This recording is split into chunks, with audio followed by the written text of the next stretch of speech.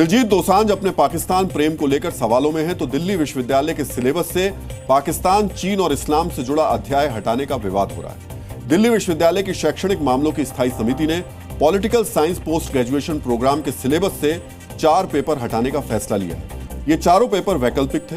इन्हें हटाने के लिए यह तर्क दिया गया कि पाठ्यक्रम में अब तक एक तरफा दृष्टिकोण हावी रहा है, इसलिए अब इसे संतुलित और भारत केंद्रित बनाने की जरूरत है। वहाँ की जो टेररिज्म है उसको ये जस्टिफाई करती है, ये कह के कि जो इंडियन स्टेट है वो डेमोक्रेटिक प्रोसेस को वहाँ पर ऑनेस्टली होने नहीं देती, इसलिए हो रहा है। क्या हम ये अपनी यूनिवर्सिटी में बच्चों को पढ़ाएंगे? इतने सालों तक जो बच्चों को पोल्यूट किया है और इन्होंने उसको हम अब अलाउ नहीं कर सकते ना, अब हम करेंगे। और जिसके लिए अगर सड़क पे फाइट करना पड़ा ना, तब हम सड़क पे फाइट करेंगे।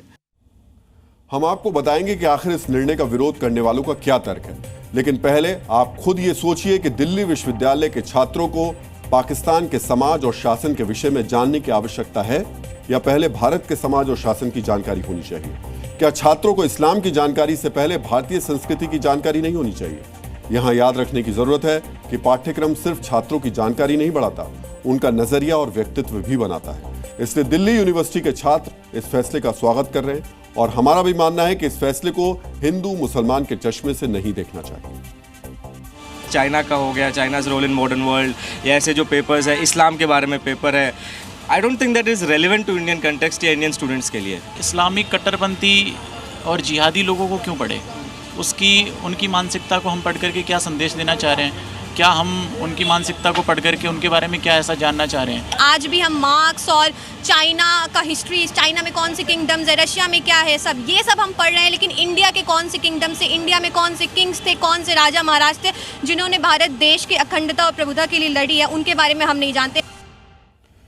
यहां हम आपको याद दिलाना चाहेंगे कि पहले भी कई विद्वान सिलेबस में मध्यकाल यानी 8वीं शताब्दी से लेकर 18वीं शताब्दी तक से समय को ज्यादा महत्व देने को लेकर सवाल उठाते रहे। विद्वानों का कहना है कि सिलेबस में मध्यकाल को ज्यादा महत्व देने से प्राचीन भारत की अनदेखी हुई है। देश की गुलामी के दौर को ज्यादा महत्व देने से प्राचीन भारत के स्वाभिमान और गौरव को ठेस पहुंची है। इससे नौजवानों के व्यक्तित्व पर एक खास नजरिए का असर हुआ है। इसीलिए विद्वान कहते हैं कि विश्वविद्यालयों में भारत भूमि से जुड़े विषय प्रमुखता से पढ़ाए जाने चाहिए। इससे छात्रों में भारत को लेकर बेहतर समझ बनेगी और नौजवानों के बीच इंडिया फर्स्ट का नजरिया विकसित होगा। हालांकि कुछ लोग इस फैसले का विरोध भी कर रहे हैं। फैसले के विरोध में तर्क दिया जा रहा है कि अंतर्राष्ट्रीय संबंधों को समझने के लिए अलग अलग विषयों की जानकारी जरूरी है। हमारे और देश में और पाकिस्तान के बीच तनाव है, तो वो तनाव को समझने के लिए, उस तनाव का हल निकालने के लिए, या आगे चल के फॉरेन पॉलिसी फॉर्मुलेशन करने के लिए पाकिस्तान, चाइना, सबके बारे में पढ़ना बहुत ही ज़रूरी है।